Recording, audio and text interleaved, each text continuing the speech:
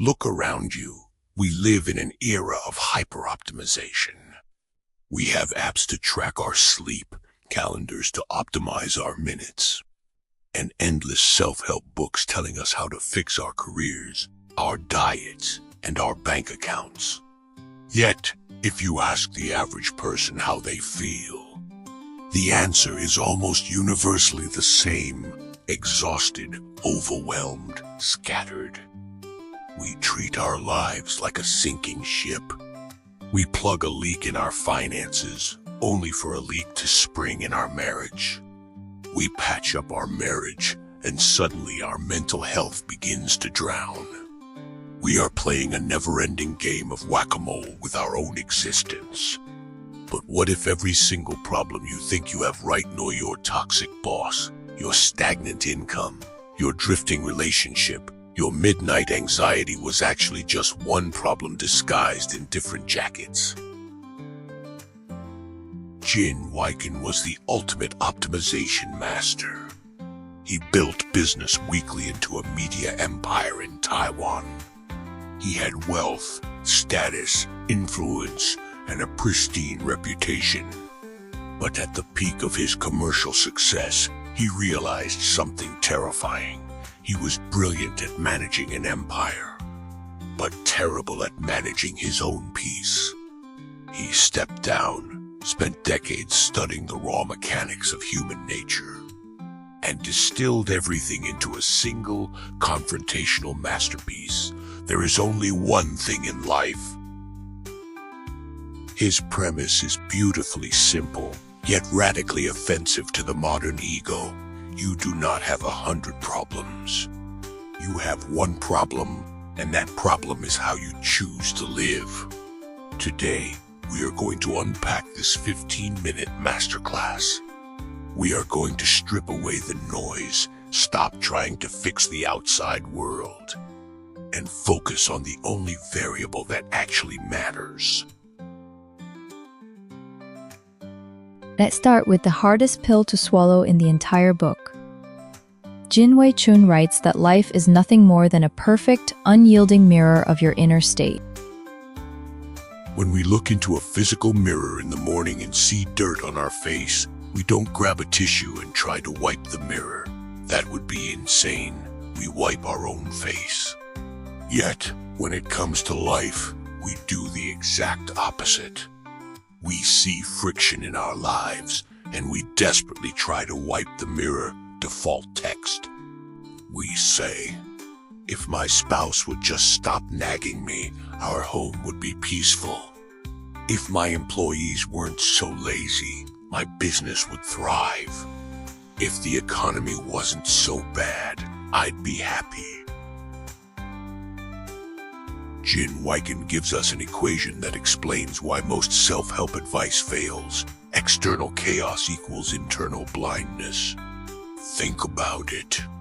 When you walk into a room with a spirit of hidden arrogance, how do people react to you? They become defensive. When they become defensive, you think, wow, these people are difficult. You then react with coldness, which makes them even more hostile. You created the ecosystem that is currently suffocating you. Let's look at a case study from Jin's own life. As a powerful CEO, he noticed his managers were always hesitating to tell him the truth. They hid bad news, which caused massive operational failures. For years, he blamed their lack of courage. He held meetings on accountability and transparency. Nothing changed. One day, he looked in the mirror. He realized he was the problem. His subtle arrogance, his lightning-fast refutations, and his need to always be the smartest person in the room created an environment where truth was penalized. The managers weren't cowards. They were survivors. The moment he changed his inner posture from "I am the king who needs answers" to "I am a flawed leader who makes mistakes," the information flow opened up instantly. He didn't fix his managers. He fixed himself, and the mirror updated automatically. To stop fighting the mirror, you have to adopt a specific identity. Jin Weichun calls this becoming a semi-finished product. Most of our suffering comes from the immense, exhausting energy required to pretend we are finished products. We want the world to think we have the perfect marriage, the perfect career strategy, and the perfect answers. But a finished product cannot grow. A finished product can only collect dust, decay, and become obsolete. When you declare to yourself and to those around you, I am a semi-finished product, a massive weight lifts off your chest. This isn't an excuse for mediocrity. It is an invitation to lifelong cultivation. Think about how this applies to your current relationships. When a couple gets married, they often treat each other as finished products. This is who you are, and you need to satisfy my needs. When friction occurs, they try to edit each other. But if both partners look at each other and say, hey, I am a flawed, semi-finished human being trying to learn how to love, and so are you, the entire dynamic shifts from a battlefield to a laboratory. You stop expecting perfection and start cooperating on growth. Let's do a quick mental exercise right now. Think of someone who deeply frustrates you, got their face in your mind. Good. Instead of thinking about what they need to fix, ask Jin's core question. What flaw in me is this person exposing? If their laziness bothers you, does it expose your impatience? If their arrogance triggers you, does it expose your own fragile ego? The answer will tell you exactly what part of your semi-finished self needs work. So, how do we practically cultivate this semi-finished self? Jin Weichun outlines 3 deceptively simple micro-habits that carry massive, life-altering compounding interests. Most of us do not listen. We participate in what psychologists call biographical listening. While the other person is speaking, our brain is busy formulating our rebuttal, preparing our own story, or judging their narrative. Jin argues that true listening is an act of deep humility. It means emptying your cup completely. When someone speaks to you, especially someone you disagree with, your only job is to understand why they see the world that way. You aren't listening to agree. You are listening to see the world through their eyes.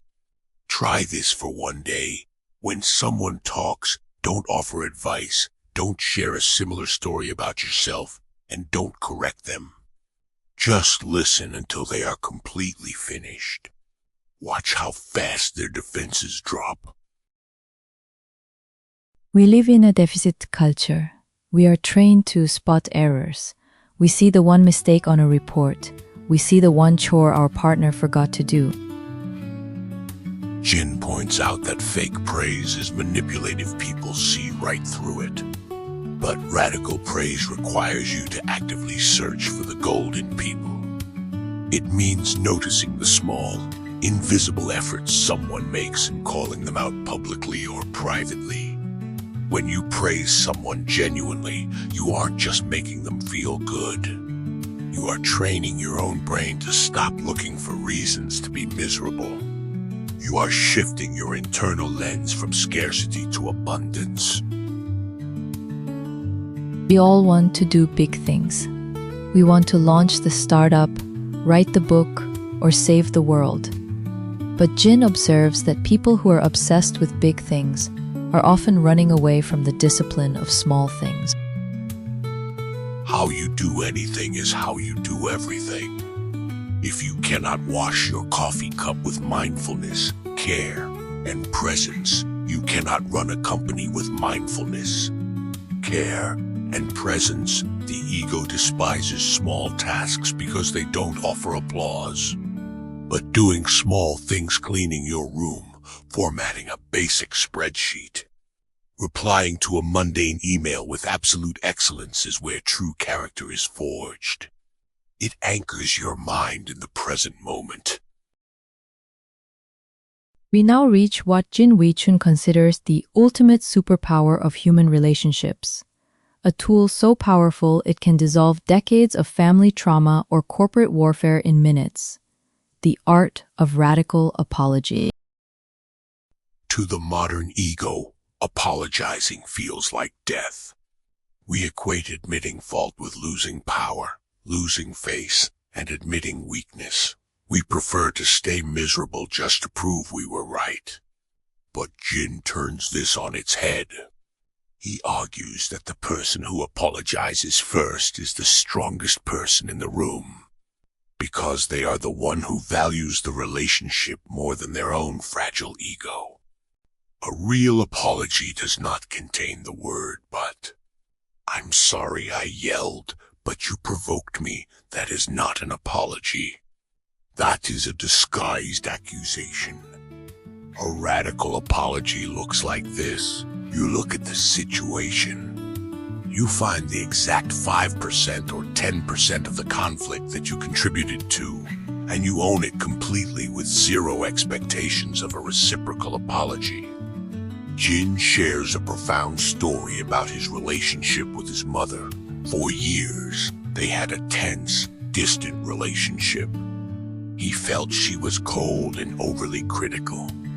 As a successful man, he wanted her approval, but all he got was friction. After his internal awakening, he went to his mother, knelt down, and said, "Mom, for decades, I have been a prideful son. I judged you for not being the mother I wanted, instead of appreciating the immense sacrifices you made to raise me. I am deeply sorry." He didn't ask her to change. He didn't list her faults. He simply cleared his own side of the street.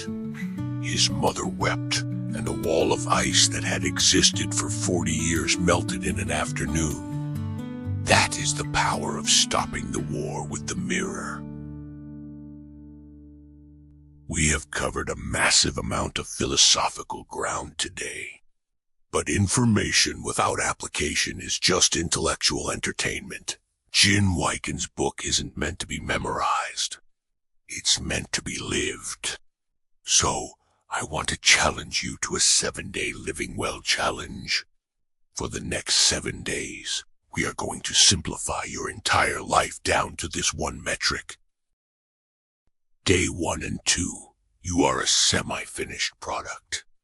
Every time someone criticizes you or things go wrong, you will pause, smile, and say, "I am still a work in progress. What is this teaching me?" Day 3 and 4, you will practice true listening. In every conversation, you will wait to seconds after the person finishes speaking before you open your mouth, ensuring you aren't just waiting to talk. Day 5 and 6, you will deliver 3 radical praises a day to coworkers, family members, or service workers, focusing purely on their hidden character traits. Day 7, you will pick one outstanding conflict in your life, find your contribution to it, and deliver a radical apology with 0 strings attached. Imagine how much energy you will save when you stop trying to fix the economy, fix your boss, or fix your partner. Imagine the peace of mind that comes from knowing you only have one job every single morning, to step into the world and live well. If you found value in this deep dive, take a second to hit that like button. It tells the algorithm that deep, meaningful content still matters here. Subscribe and turn on notifications because we do deep masterclasses on life-changing philosophies every week. I want to hear from you right now.